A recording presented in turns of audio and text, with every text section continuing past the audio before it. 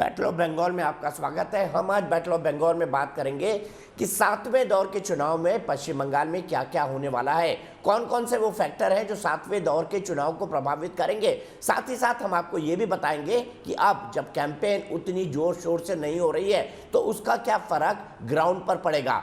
आइए सबसे पहले देख लेते हैं 7वें दौर के मतदान पर क्या है हमारा रिपोर्ट कार्ड।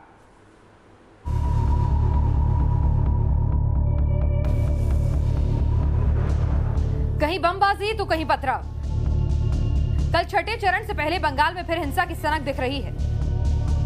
पूर्वी बर्दनाम की गलसी सीट पर बीजेपी उम्मीदवार के घर पर पथराव हुआ, आरोप टीएमसी पर लगा। वहीं नॉर्थ 24 परगना के टीटागढ़ इलाके में देर रात एक क्लब में विस्फोट हुआ जिसमें एक शख्स की मौत हो गई। छठे चरण में बांग्लादेश से सटे जिलों में वोटिंग है, इसलिए शांतिपूर्ण मतदान यहां बड़ी चुनौती होगा। छठे चरण में 4 जिलों की 43 सीटों पर मतदान होगा। जिन जिलों में वोटिंग है उनमें ज्यादातर लोकसभा सीटों पर बीजेपी का कब्जा है, जबकि 43 विधानसभा सीटों में से 2016 में टीएमसी ने 32 सीटें जीती थी। इस चरण में मुस्लिम और मतुआ समुदाय के वोटर निर्णायक भूमिका में हैं। कल उत्तर दिनाजपुर की 9, नदिया जिले की 9, नॉर्थ 24 परगना की 17 और पूर्वी बर्धमान की 8 सीटों पर वोटिंग होगी। बांग्लादेश से सटे नॉर्थ 24 परगना और नदिया जिले में मुस्लिम और मतुआ समुदाय की अच्छी खासी संख्या है। छठे चरण के चुनाव में मुस्लिम और मतुआ वोट बैंक अहम होगा। बीजेपी और तृणमूल कांग्रेस के तरफ से मतुआ समुदाय के लोगों को लुभाने की हर मुमकिन कोशिश भी की गई थी और इस बार के चुनाव में बांग्लादेश से सटे हुए कई इलाकों में चुनाव होना है, लिहाजा शांतिपूर्ण तरीके से चुनाव करना और घुसपैठ को रोकना भी एक बहुत बड़ी चुनौती होगी। मतुआ समुदाय 2016 में टीएमसी और 2019 में बीजेपी के लिए वोट कर चुका है। मतुआ समुदाय के लिए नागरिकता का मुद्दा सबसे अहम है। बीजेपी बांग्लादेश से आए हिंदू शरणार्थियों को नागरिकता देने का वादा कर रही है तो टीएमसी इसे जुमला बता रही है। डिस्ट्रिक्ट ऐसी हैं बनगा और कृष्णानगर की जहां मथुआ कम्युनिटी का असर काफ़ी है और इसमें बीजेपी भारतीय जनता पार्टी बहुत ज़ोरों से लगी हुई है कि इस कम्युनिटी का सपोर्ट अपनी तरफ उसने किसी तरह से खींच पाए और इसमें हो सकता है कि उसको कुछ हद तक कामयाबी भी मिले, क्योंकि सीए का जो कानून लागू होने वाला है उससे हो सकता है कि जो रिफ्यूजी मथुआ कम्युनिटी के जो रिफ्यूजी वर्ग हैं वो इससे बेनिफिट होंगे। छठे चरण की वोटिंग के बीच कोरोना का कहर भी टूट रहा है। 20 अप्रैल को राज्य में कोरोना के करीब 10,000 नए केस मिले हैं। 46 लोगों की मौत हो गई है। बंगाल में रेलवे के 200 से ज्यादा कर्मचारी कोरोना पॉजिटिव हो गए हैं, जिसकी वजह से कई ट्रेनों को रद्द करना पड़ा है। कोविड महामारी से इस समय पूरा देश जूझ रहा है और पश्चिम बंगाल में ईस्टर्न रेलवे की तरफ से फैसला लिया गया है कि तकरीबन 100 से ज़्यादा लोकल ट्रेनों को कैंसिल किया जाएगा, क्योंकि रेलवे स्टाफ्स यानी रेलवे कर्मी जो हैं उनमें तक 200 से ज़्यादा लोग इस समय कोविड से संक्रमित हैं और हावड़ा और शियालदह डिवीज़न को मिलाकर 200 से ज़्यादा लोग कोविड पॉजिटिव पाए गए हैं। उसके बाद ये फैसला लिया गया है और ख़ासकर जो बताया जा रहा है कि लॉन्ग डिस्टेंस जो ट्रेन है उसका ऑपरेशन स्मूथ रखने के लिए लोकल ट्रेन को फिलहाल बंद कुछ जगहों पर बंद रखने का फैसला किया गया। कोरोना की वजह से बंगाल में प्रचार भी कम हो गया है और दीदी ने तो मोदी सरकार को घेरने के लिए कोरोना को ही अब मुद्दा बना लिया है। कोरोना से जंग के बीच कल बंगाल में वोटिंग है। टीएमसी को उम्मीद है कि वो अपना गढ़ बचा लेगी, जबकि बीजेपी को विश्वास है कि 2019 की बढ़त का फायदा 2021 में भी मिलेगा। कोलकाता से तापस और सिलीगुड़ी से धीरेन्द्र पुंडीर के साथ टीम न्यूज नेशन। तो सीधे चलते हैं हमारे पूरे पैनल के पास। मेरे साथ जुड़ गए हैं वरिष्ठ पत्रकार एनके सिंह, सुबीर भौमिक बीजेपी के नेता ओम प्रकाश सिंह, मेरे साथ विनय कुमार सिंह है टीएमसी से, धीरेन्द्र पुंडीर और तापस। सबसे पहले आपसे जानना चाहता हूं, वो मेरा सीधा सवाल, चुनाव में जब से प्रचार कम हुआ है तब से ग्राउंड पर क्या देखने को मिल रहा है आपको? किस तरह का परिवर्तन हुआ है ग्राउंड पर? देखिए, ग्राउंड में परिवर्तन अगर आप कहें तो लोग थोड़ा सचेत हैं, खासकर आम लोग। राजनीतिक दलों की जो रैलियों की संख्या है वो काफ़ी कम है। तृणमूल कांग्रेस कहिए या बीजेपी की तरफ से भी कहिए, अगर 48 घंटे की बात की जाए तो जिस तरह से हम रैली पिछले हफ्ते तक हमने देखा था उस रैली में कहीं ना कहीं कमी नज़र आई है। लोगों का जमावड़ा भी रैलीज़ में कम देखने को मिल रहा है, क्योंकि लोग इस चीज़ से भले वाकिफ़ है इस समय कि जिस तरह से महाराष्ट्र और दिल्ली में जिस तरह से कहर बरसा है वैसा कहीं सिचुएशन पश्चिम बंगाल में ना हो। आम लोग अब धीरे धीरे से कॉन्शियस होने लगे हैं। हालांकि यहाँ पर स्थिति रोज़ बद से बदतर होती जा रही है और कहीं ना कहीं ये जो रैलीज़ पिछले 2-3 महीनों से चल रहा है तो इसी को जिम्मेदार ज़्यादातर डॉक्टर्स ठहरा रहे हैं कि ये फैसला अगर पहले लिया होता तो शायद स्थिति काफ़ी सामान्य हो सकती थी। ठीक है, सीधे विजय जी के पास चलते हैं। विजय जी, अगर आप सीएए को मान लेते और मतवा समाज को नागरिकता देते तो ये तो आपका पुराना वोट बैंक था, पूरे वोट आपको मिलते। आपने इनके वोट बीजेपी की झोली में क्यों डाल दिए? आप सभी को रामनवमी की हार्दिक शुभकामनाएं। मतवा समाज का जो वोट है, जहां तक मतवा समाज का वोट जो है पूरा बीजेपी जो अपने खाते में जो गिन रही है, ऐसी परिस्थिति है नहीं।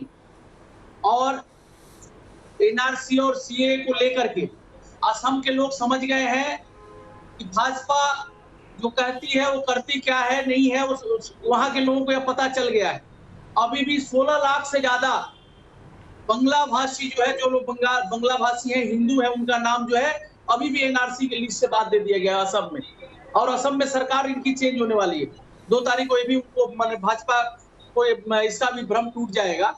और यहाँ की जो परिस्थिति है अभी बंगाल में, सबसे बड़ी विकट परिस्थिति जो है बंगाल की नहीं पूरे देश की है कि हमारी सरकार जो है या हमारी पार्टी की तरफ से कोरोना को लेकर के हम लोग खूब ही सचेत और कॉन्शियस हुए हैं कि यहाँ जो है कोरोना से कैसे बचा जाए, लोगों को कैसे बचाया जाए। और ममता दीदी जो है 5.5 करोड़ वैक्सीन का डिमांड की, लेकिन वैक्सीन नहीं मिल रहा है, ये परिस्थिति है। मैं कई नेशनल मीडिया चैनल में देख रहा था कि लोग तड़प रहे हैं, उनको दवा नहीं मिल रही है, लोग परेशान हैं, ना एम्बुलेंस की व्यवस्था है, ना लोगों को दवा मिल रही है, लोग भटक रहे हैं। जैसे लग रहा है कि जैसे मनुष्य का कोई वैल्यू ही नहीं है और मानवता कहाँ चली गई पता ही नहीं चल रहा है। बहुत तो अफसोस हो रहा है कि राजनीति को जो है, राजनीति होनी चाहिए, लेकिन कभी भी राजनीति ओछी ना हो, राजनीति गंदी ना हो और मानवता से हट करके राजनीति ना हो। यह बहुत ही दुर्भाग्यपूर्ण है। पहले मनुष्य को बचाना है, पहले हर नागरिक को बचाना है, तभी यह देश बचेगा, यह राज्य बचेगा और राजनीतिक पार्टियां बचेगी। और जहां तक मतवा समाज का जो बात है, मतवा समाज हम लोगों के साथ हैं और मतवा समाज का जो वोट है हम लोगों के पक्ष में जाएगा, क्योंकि वो लोग जानते हैं। मैं अभी कुछ दिन पहले बिहार गया था, वहां जो है विधवा सीधे ओम प्रकाश जी के पास चलते। ओम प्रकाश जी, मतवा समाज एक मुश्त इनके पास जाएगा, ये दावा कर रहे हैं। 2 बातें कहूंगा, थोड़ा खास लग रही है आप बोलते हैं, अच्छा लगा। बड़े भाई विजय मिश्रा जी जो बोल रहे हैं, तो भारतीय जनता पार्टी की जीत इसी में सुनिश्चित है कि जो लोग राम को गाली समझते थे वो आज रामनवमी की बधाई दे रहे हैं। 1 नंबर बात। नंबर 2 बोलना चाहूंगा दीपक जी, हमारे भोजपुरी में एक कहावत है, हंसुआ के बिया में उर्फी के गीत ना होला। आपने प्रश्न पूछा बंगाल का, ये चले गए आसाम, क्योंकि देखिए इनको भागना है, ये लोग भाग रहे हैं बीजेपी से, भाग बीजेपी आया और ये वास्तविकता है। देखिए मतुआ ही नहीं, बंगाल का हर नागरिक, वो हिंदी भाषी हो, उर्दू भाषी हो, मतुआ हो, भोजपुरी भाषी हो, बंगला भाषी हो, सारे लोग दोनों हाथ उठाकर नरेंद्र मोदी जी को आशीर्वाद दे रहे हैं। ये 6ठा चरण है, 7वां हो, 8वां हो, आप देखिएगा हर चरण के बाद भारतीय जनता पार्टी पूरी ताकत के साथ आ रही है। बड़े भाई इसके लिए तो चुनाव आयोग तय करेगा ना, आप तो बुद्धिजीवी हैं। आप लोगों का भी देखिए बात क्या है ना ओम प्रकाश भाई, सबसे पहले जरूरी है कि जो 2 चरण के चुनाव बचे हुए हैं, क्यों ना जैसे हम लोग, हमारी पार्टी जो है डिमांड कर रही है, आप लोगों की तरफ से भी अगर आम सहमति बने तो क्या दिक्कत है? चुनाव आयोग ने बैठक बुलाई, उसमें सभी दलों के मत लिए गए और उसके बाद ये निर्णय हुआ कि ऐसा नहीं हो सकता। कुछ ही चीजें हैं बड़े भाई, आप भी जानते हैं, दीपक जी तो विशिष्ट पत्रकार हैं भाई, एक साथ इतनी मशीनरी कहां से लाएंगे आप, इतने सारे लोग, ये सब सोचने वाली बात है। खैर उसको बाद में रखिए, अब आते हैं हम कोरोना पे। देखिए यही कोरोना काल था जब इसकी फर्स्ट वेव थी, मैं उसी हावड़ा में हूँ, अब पहले भी था। उत्तर प्रदेश और बिहार की सरकारों ने हजारों ट्रेन अलाउ किए, ममता ने एक भी ट्रेन अलाउ नहीं किया कि बाहर से जो परिजाई श्रमिक है, बांग्ला में परिजाई बोलते हैं, प्रवासी श्रमिक, वो वापस आ सकें। ये कोरोना और लोगों की दुख की बात करते हैं ये लोग, सारा बेवकूफी की बात है। और ये डर है बीजेपी से, डर कोरोना का नहीं है इन्हें, डर है बीजेपी से। और एक बात, बहुत अच्छी बात बोली, रामनवमी के दिन ब्राह्मण है बड़े भाई विजय जी। अरे 142 बीजेपी के लोगों का खून हो गया 2 साल में, बीजेपी करने के पाप में। इस पर एक शब्द ममता ने बोला क्या? आप ये पॉलिटिकल वायलेंस क्यों करते हो? बंगाल में 17 राज्यों में बीजेपी की सरकार है, चुनाव होते हमने किसी को मारा है क्या? बिहार बदनाम था, एक बूथ लूटा गया, कश्मीर में डीडीसीए चुनाव एक बम चली, ये क्यों बंगाल में हो रहा है भाई? आपकी सत्ता है, लॉ एंड ऑर्डर आपका विषय है। एक जिले में 3 बार चुनाव क्यों? 3 तिथि में चुनाव क्यों? आप लोग इतनी हिंसा कर बंगाल में रहे हैं, क्यों बंगाल में हो रहा है? बंगाल में ही एक जिले में 3 तिथि में चुनाव हो रहे हैं, 3 फेज में हो रहे हैं। मैं वही जवाब दे रहा हूँ, बता रहा हूँ। बंगाल में ही मंत्री पर एसिड बम फेंके जाते हैं, क्यों? बंगाल में राज्यपाल को मुख्यमंत्री से मिलने हॉस्पिटल जाने में राज्यपाल ओम प्रकाश भाई, राज्यपाल कहीं न कहीं आपने प्रश्न पूछा, जवाब लीजिए, राजनीति से प्रेरित है। बंगाल में ही पार्टी के प्रवक्ता के रूप में बोलते हैं। 5 राज्यों में चुनाव हो रहा है, 5 राज्यों में चुनाव हो रहा है। बंगाल की मुख्यमंत्री मशीनरी बंगाल में लगी हुई है, सारी मशीनरी बंगाल में लगी हुई है। सारी जितनी भी मशीनरी है, कंपनी है, जैसे लग रहा है कि सेंट्रल को किसी भी तरह बंगाल को दखल करना है, बंगाल में सत्ता हासिल करनी है। सरकार बनाना हमारा लक्ष्य नहीं है, बंगाल का संस्कार बचाना हमारा लक्ष्य है। 17 राज्यों में बीजेपी की सरकारें हैं, देश में सरकार है, और डॉक्टर श्यामा प्रसाद मुखर्जी की पार्टी यहाँ लड़ रही है बंगाल के संस्कार को ठीक करने के लिए। जिस प्रदेश में राज्यपाल को गाली दिया जाएगा, मुख्यमंत्री से मिलने जा रहे थे, घायल थी तो मिलने नहीं दिया गया। जिस प्रदेश में प्रधानमंत्री को गाली दिया जाएगा, आप बात करते हैं 3 दफा, एक जिले में 30 दफा चुनाव होंगे जब तक ये तृणमूल की गुंडाई समाप्त नहीं होती, और वो जरूरी भी है। बंगाल के लोग 50 दफा में करिए, कोई बात नहीं, ये तो लोग सीधे में चलता हूँ। आपकी सरकार इनके सिंह साहब, मुझे ये बताइए, मुस्लिम और मतुआ इस एक मिनट, मुस्लिम और मतुआ छठे चरण के बड़े फैक्टर्स हैं। अब सवाल यहाँ पर यह उठता है कि मुसलमानों पे तो हम बात, मतुआ पे तो हम बात कर रहे हैं, क्या असम में बीजेपी का दूसरा स्टैंड और यहाँ पर स्टैंड की पहली ही मीटिंग के अंदर सीएए लेकर आएंगे, क्या उससे फर्क पड़ेगा?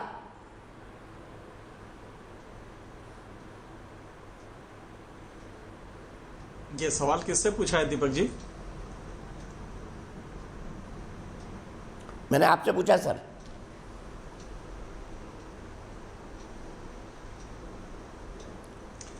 जी हाँ, बिल्कुल सही है। देखिए, एक बहुत सिंपल सी बात है कि जब हम देखते हैं कि एक पर्टिकुलर कम्युनिटी का एक पर्टिकुलर कॉन्स्टिट्यूएंसी में वर्चस्व है, तो हम एक चीज नहीं देखते हैं कि काउंटर पोलराइजेशन भी होता है।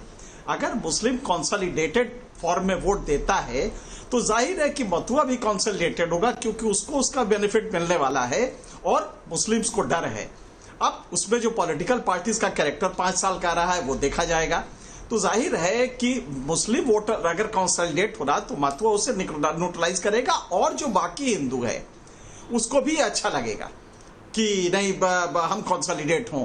तो लिहाजा जब हम यहाँ की तुलना करेंगे इस पर्टिकुलर फेज की, तो हमें यह ध्यान देना पड़ेगा कि बीजेपी को एक एडिशनल बेनिफिट है कि एक बड़ा चंक उसके साथ है, apart from general non Muslims या जनरल हिंदूज, मतुआ भी उनके साथ है। तो ये जो एक एडवांटेज है ये इस फेज में बीजेपी को रहेगा, इसमें कोई दो राय नहीं है। लेकिन ममता का यहाँ पे अच्छा वो रहा है, इन्फ्लुएंस रहा है, और टीएमसी ऐसा नहीं कि मथुआ का लॉक स्टॉक बैरल सारा वोट चला जाएगा, क्योंकि मथुआ में भी डिवीजन है, 2 सेट्स सब्सिक्वेंटली हो गए और लिहाजा उनकी लीडरशिप में भी है, लेकिन वो बहुत छोटा सा सेट है जो कि ममता के साथ है। इस समय बीजेपी को इस कॉन्स्टिट्यूएंसी में जो 3rd फेज की कॉन्स्टिट्यूएंसीज हैं उसमें मथुआ के एडिशनल उसकी वजह से भरोसे की वजह से मेरे ख्याल से बीजेपी को एक एडवांटेज मिलेगा।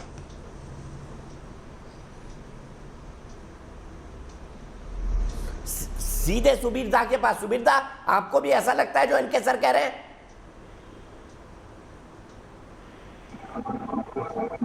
मथुरा के अंदर बीजेपी का जो दबदबा है वो बढ़ता जा रहा है, और इसीलिए नरेंद्र मोदी साहब जब बांग्लादेश गए थे तो बांग्लादेश में जो मथुरा लोगों का श्राइन है वहां पहुंचे थे, और ये एक बड़ा हिसाब करके ये कदम उठाया गया था कि उनके श्राइन पे जाएं औराकांदी में, और ये पहले प्राइम मिनिस्टर जो वहां गए, तो ये इसका एक इफेक्ट हुआ है, एक साइकोलॉजिकल कहें, सिंबॉलिक कहें, जो भी कहें, एक इफेक्ट जरूर हुआ है।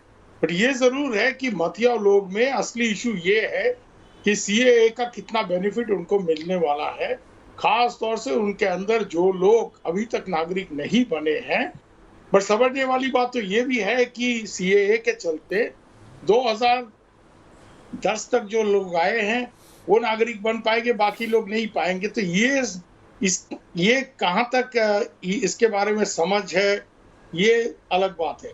एक चीज मैं जरूर यहाँ कहूंगा, अब ओम प्रकाश सिंह जी कह रहे थे कि असम में चले जाना ठीक नहीं है। हम असम जाएंगे थोड़ा बहुत, इसके वजह से इसलिए जाएंगे कि जब इस देश का पार्टीशन हुआ था तो बंगाली हिंदू भी जो फैमिलीज थे हमारे जैसे, कोई त्रिपुरा गया, उसका एक ब्रांच असम गया, एक ब्रांच बंगाल आया।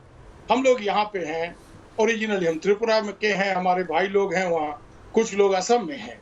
तो असम में जब ये एनआरसी का एक्सरसाइज हुआ, एक भाजपा का सरकार होने के बावजूद वहां जो 16 लाख, विजय मिश्रा जी सही कह रहे हैं कि 16 लाख 19 में से 16 साढ़े 16 लाख जो जिन लोगों का नाम एनआरसी से बाहर रहा और जिससे कि उनके नागरिकत्व को लेकर एक प्रश्न चिन्ह उठा है, उनको घबराहट है और हैरेसमेंट भी है।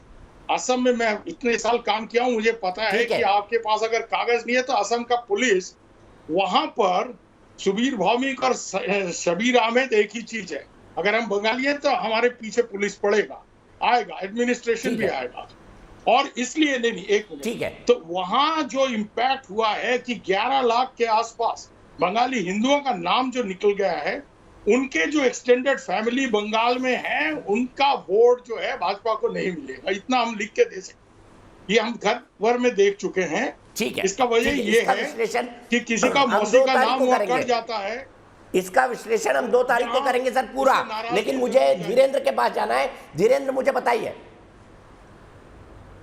धीरेन्द्र मुझे बताइए, जब आप मतुआ समुदाय के लोगों से बात करते हैं तो वो क्या कहते हैं आपको ऑन द ग्राउंड जीरो पर?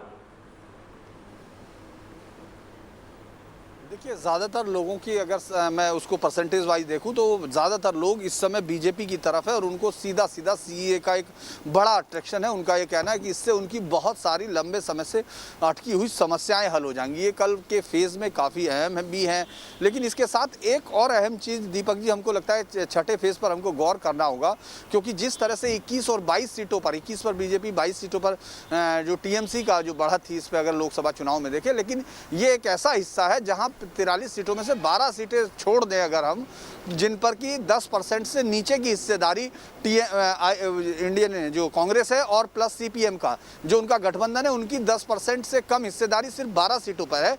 बाकी तमाम सीटों पर वो 20%, 15%, 22%, 27%, और चूंकि उधर से शिफ्टिंग होती हुई दिख रही है, उधर से सब तरफ ये लग रहा है कि वो वोट शिफ्ट कर रहा है, चाहे वो टीएमसी की तरफ जा रहा है, चाहे बीजेपी की तरफ से। तो ये जो इस फेज में बहुत अहम चीज़ हमको लग रही है कि ये भी इस पूरे समीकरण को बिगाड़ भी सकता है, क्योंकि यहाँ से दोनों सीटें लगभग लड़ती हुई दिख रही हैं, टीएमसी हो या बीजेपी के पास भी मतुआ कम्युनिटी के आने के बाद जिस तरह से उनको ताकत अपने पास दिख रही है और कई सारे मुद्दे इस समय वहाँ गौण है, इस समय वो सीधे बीजेपी और टीएमसी के बीच में बंगाल को लेकर ज्यादा है। तो मुझे लगता है वो 12 सीटें छोड़ दें तो ये फेज उन लोगों के लिए भी बहुत अहम होगा जिनसे ये वोट शिफ्ट होकर किस तरफ जाता है और कितनी मात्रा में जाता है।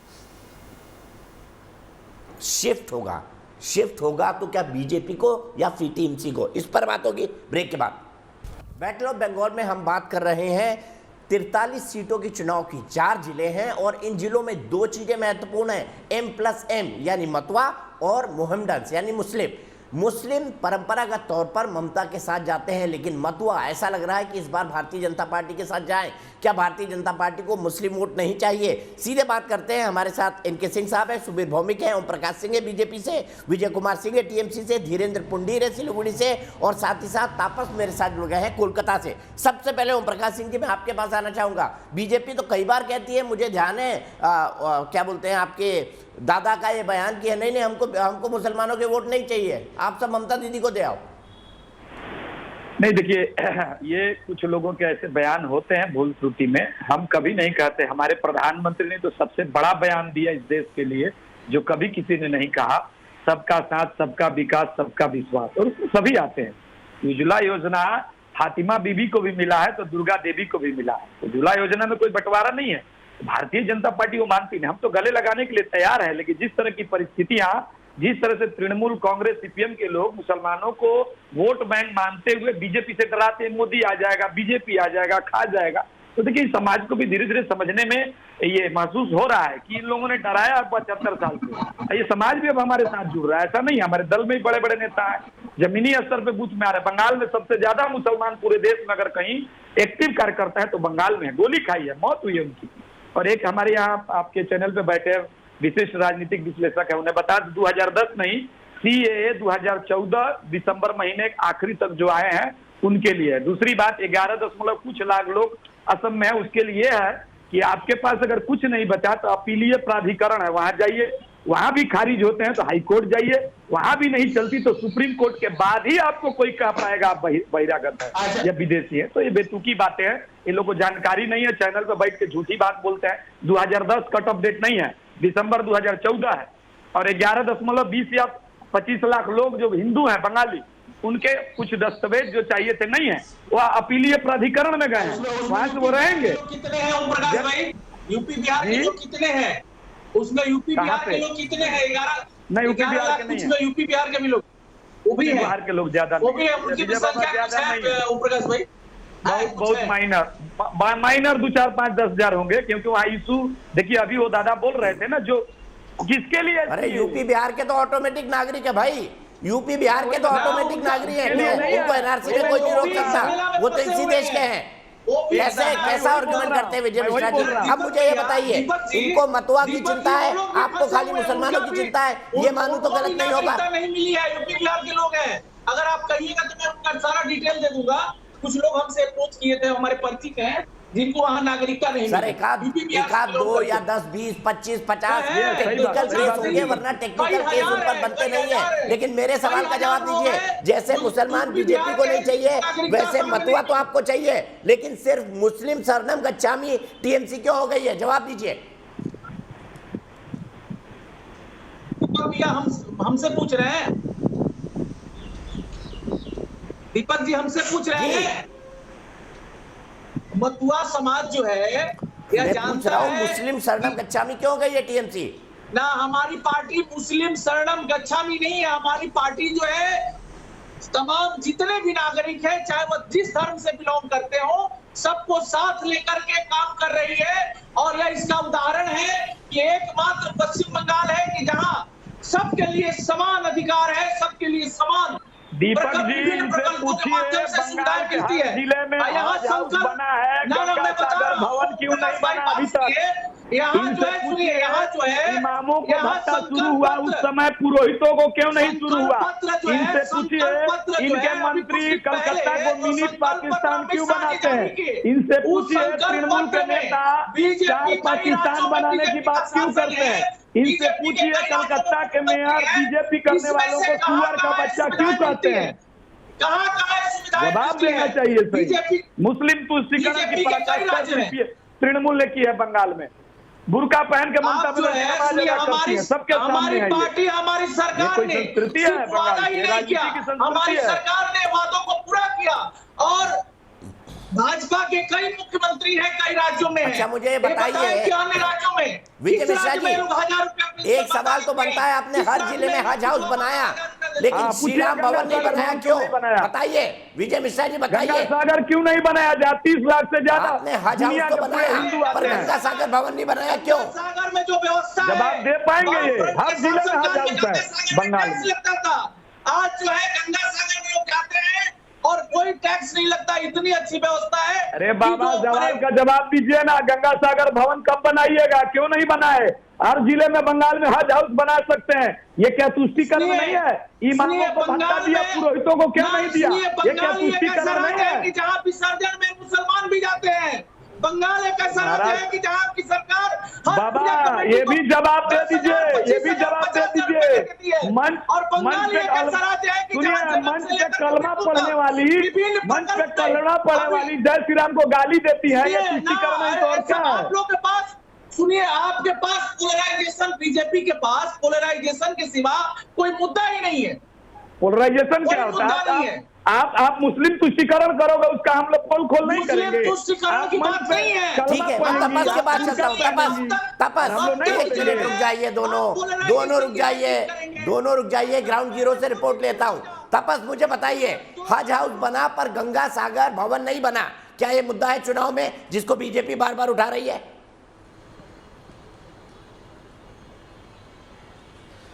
देखिए, अगर आप गंगा सागर की बात करें या किसी भी तीर्थ स्थान की बात करें पश्चिम बंगाल में, ये तो मानना पड़ेगा कि ममता बनर्जी ने पहले लेफ्ट के ज़माने में जो स्थिति थी उससे बेहतर किया, लेकिन और बेहतर होना चाहिए था। जिन इशू को बीजेपी अब सामने रख रहा है, अगर गंगा सागर की बात करें तो वो कहीं ना कहीं जो मेजॉरिटी है उनके मन में, खासकर जो हिंदी भाषी लोग ज़्यादातर जाते हैं गंगा सागर, उनके मन में कहीं ना कहीं ये, मैंने कई लोगों से, ये व्यक्तिगत तौर पर मैं बोल रहा हूँ, कई लोगों से मैंने बातचीत किया था, तो सभी का ये कहना है कि बेहतर तो हुआ है लेकिन और बेहतर होना चाहिए था पिछले 10 साल में। अब देखना है कि बीजेपी सरकार क्या करती है। तो कहीं ना कहीं उम्मीद लगाए लोग बैठे हैं, लेकिन इसका अगर कल के चरण की चुनाव की बात करें, मुझे नहीं लगता डायरेक्टली बहुत ज़्यादा इंपैक्ट पड़ेगा, लेकिन ओवरऑल अगर आप देखें मेजॉरिटी पॉपुलेशन के वोट बैंक, तो कहीं ना कहीं गंगा सागर या किसी भी तीर्थ स्थान, और उसको जिस तरह से वायदा किया गया है बीजेपी की तरफ से कि अलग अलग जगहों पर तीर्थ स्थानों को सामने रख के वर्ल्ड टूरिज्म सेंटर बनाया जाएगा और विश्व के लोग वहाँ पर पहुँचेंगे, तो कहीं ना कहीं उम्मीद की किरण भी नजर आ रही है। लेकिन कल के चुनाव को अगर देखा जाए तो शायद वो डायरेक्ट इंपैक्ट देखने को शायद नहीं मिलेगा। ठीक है, सीधे धीरेन के पास चलते हैं। धीरेन, मुझे यह बताइए कि कल की पोलिंग के बाद कितनी तस्वीर साफ होगी? देखिए, मुझे लगता है कल की पोलिंग के बाद ये काफ़ी हद तक तस्वीर साफ हो जाएगी। 6 फेज़ के चुनाव में अगर हम लोग फेज़ वाइज देख रहे हैं तो फेज़ वाइज जिस तरह से पहले 2 फेज़ को लोग बीजेपी को दे रहे हैं, तीसरे फेज़ में टीएमसी को खड़े होते हुए दिख रहे हैं, चौथे फेज़ में फिर टक्कर है, 5वें फेज़ में फिर बराबर की टक्कर है, तो छठा फेज़ ये साफ कर देगा दीपक जी कि आखिर किसके पास डोर नज़दीक है, क्योंकि बाकी 2 फेज़ में वापस इन दोनों में टक्कर है, लेकिन इस बड़े फेज़ में ये तय होगा कि दोनों में से कोई अगर आगे निकल जाता है, क्योंकि यहाँ से जिस तरह वोटों की शिफ्टिंग होगी वो आगे की तरफ भी ये बढ़ाएगी कि वहाँ क्या होने जा रहा है, क्योंकि आगे दोनों फेज़ में कांग्रेस और उसके वोट सीपीएम के भी काफ़ी वोट थे, उनकी शिफ्टिंग भी तृणमूल की तरफ अगर होने की तरफ है, क्योंकि उधर ज़्यादातर वोट 7वें और 8वें फेज़ में यकीनन मुस्लिम जिनकी संख्या ज़्यादा है उस तरह के एरिया ज़्यादा आ रहे हैं। हालांकि कल की 43 सीटों में ये जरूर मैं मानता हूँ दीपक जी कि शाम तक ये साफ हो जाएगा और ये अंदर तक जाने लगा कि आखिर किसकी तरफ इस बार का चुनावी पलड़ा झुक रहा है। आगे वो उसको स्ट्रेंथ कर सकता है, उसको मजबूत कर सकता है या पीछे हो सकता है, लेकिन कल ही इस बात का मुझे लगता है मोटा मोटी जब 2 मई को खुलेगा तो ये भी साफ हो जाएगा कि जो 6th फेज़ के चुनाव है वहां तक ये बात साफ हो चुकी होगी कि कौन आदमी, कौन सी पार्टी इस बार सत्ता के नज़दीक जाती हुई दिख रही है। इसीलिए कल का अगर मैं फेज़ कहूँ तो सबसे अहम फेज़ इसमें अभी तक का माना जाना चाहिए, जहाँ से विधानसभा तक पहुँचने की दूरी कल कोई सी पार्टी ज़्यादा तेज़ी से तय कर सकती है। ठीक है, मैं सीधे एनके सर के पास चलता हूं। एनके सर, अगर मैं 5 फेजेस का विश्लेषण करने को बोलूं तो आप क्या कहेंगे? एडवांटेज बीजेपी, एडवांटेज टीएमसी या बराबरी की टक्कर?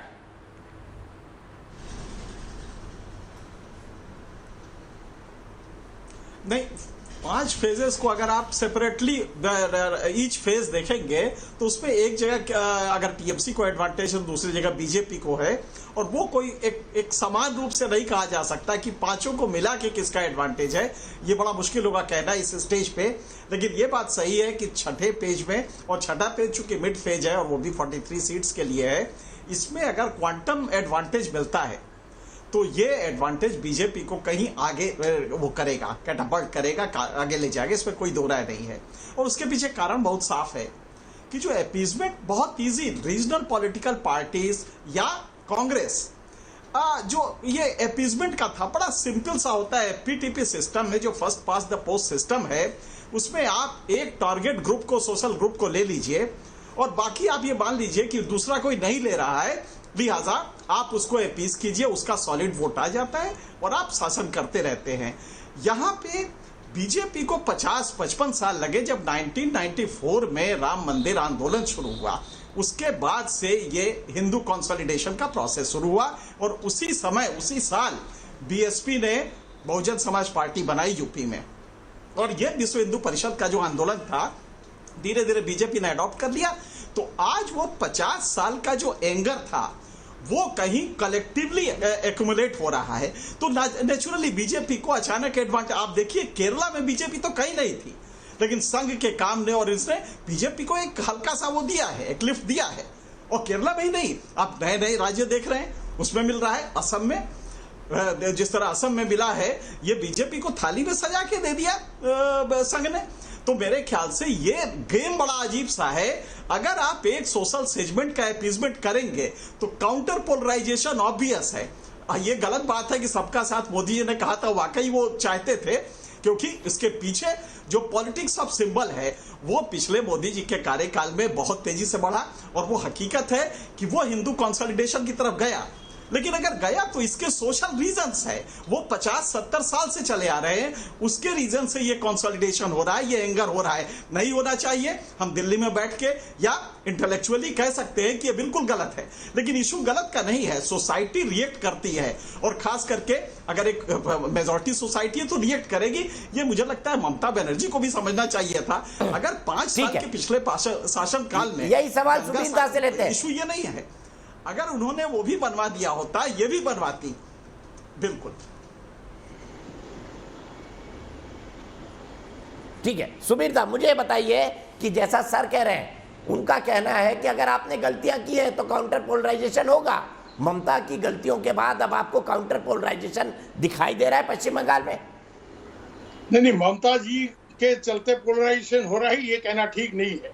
पोलराइजेशन एक तो किसी के काम से होता है कि आपने किसी का तुष्टीकरण किया तो दूसरे खफा हो गए। कुछ हद तक ये एक प्रोएक्टिव पॉलिटिकल प्रोसेस भी होता है कि आपका पॉलिटिक्स ही पोलराइजेशन के ऊपर है, तो आप सिर्फ हिंदू मुसलमान नहीं, बंगाली, दूसरे समाज, ये सब पोलराइजेशन भी हो रहा है, वो सब हम देख चुके हैं। यहाँ आपके सवाल का मैं 3 छोटा जवाब देता हूँ। एक ये है कि यहाँ जो ईस्ट बंगाल के हिंदू आए हुए हैं, उनके अंदर एक साइलेंट अंडर करंट है जिसका असम का इम्पैक्ट है, और ये जो मर्जी कह ले, हम उस समुदाय के लोग हैं, हमको पता है अंडर करंट क्या चल रहा है, कि हमारे मौसी जी का नाम वहाँ अलग हो गया। और ये एक चीज कह देना आसान है कि साहब अपील कर लेंगे, ये कर लेंगे, वो कर लेंगे। जो हैरेसमेंट असम में होता है, और खास तौर से आज के तारीख में असम सेकेंडरी एजुकेशन बोर्ड के चेयरमैन ने यह भी कह दिया कि अगर हम एसएमईज नहीं जानते हो तो असम से निकल जाओ। ये स्टेटमेंट दिया, जिसको लेके बड़ा वैली में बहुत जबरदस्त हंगामा शुरू हुआ है। तो असम का बीच में टोकना बंद कीजिए, नहीं तो मैं नहीं। ये भी याद करिए ना, ममता बनर्जी ने भी कहा है कि बंगला नहीं आती है तो बंगाल में ना रहे, बहिरागत। ये क्यों नहीं बोलते हैं महाराज? असम में बंगाल में नहीं है क्या? बोलेंगे नहीं तो कहेंगे नहीं, आप झूठ बोलते जाएंगे। क्यों नहीं बोलेंगे? आपको बहुत बोलिए ना, बंगाल की चर्चा हो रही है, बंगाल में हमारे साथ भेदभाव हो रहा है, हम हिंदी बोलते इसलिए। के खिलाफ वोट डालिए। हाँ तो करेंगे, तो खिलाफ वोट डाल सकते हैं, बट हम भी आप चले जाते हैं असम में, आप यहाँ नहीं बोलेंगे। बंगाल में क्या हो रहा है? बंगाल में कितने यहाँ नहीं बोलेंगे, ममता दीदी के शासन काल दोनों में जगह की बात करें। अच्छा, ओम प्रकाश सिंह जी, एक कंक्लूड करने दीजिए, मेरे पास वक्त नहीं बचा है। ओम प्रकाश सिंह जी, कंक्लूड करने दीजिए सुनीता को, मेरे पास वक्त नहीं बचा है। करके इसको बर्बाद करने की कोशिश करते हैं। सुनिए, ये वैक्सीन का जो हंगामा है, इसका इफेक्ट बीजेपी पे पड़ेगा। अगले 2 चरण में कैसे पड़ता है आप देख लीजिए। हाहाकार है यहाँ पर। एक दूसरा है, ये ईस्ट बंगाली हिंदूज इनको वोट आंख मूंद के नहीं देंगे, असम का इम्पैक्ट है। तीसरा चीज 18 सीट आपके घर से आए थे, क्या आए थे? क्या 18 सीट लोकसभा में ऐसे ही जीते थे हम लोग। आप ही के जैसे विद्वान बोल देने से बंगाली हिंदू नहीं देंगे। सुबीर दा कंक्लूड करना पड़ेगा, हमारे पास वक्त नहीं बचा है। हम प्रोग्राम से ज्यादा चले गए। कंक्लूडिंग लाइन बोलिए प्लीज। चपेटा पड़ेगा ना आपको, वो याद आ जाएगा, आपके लीडर तक याद आएगा। आपको भी याद आ जाएगा, किस करवट बैठेगा ये देखना बेहद महत्वपूर्ण होगा। फिलहाल एक ब्रेक।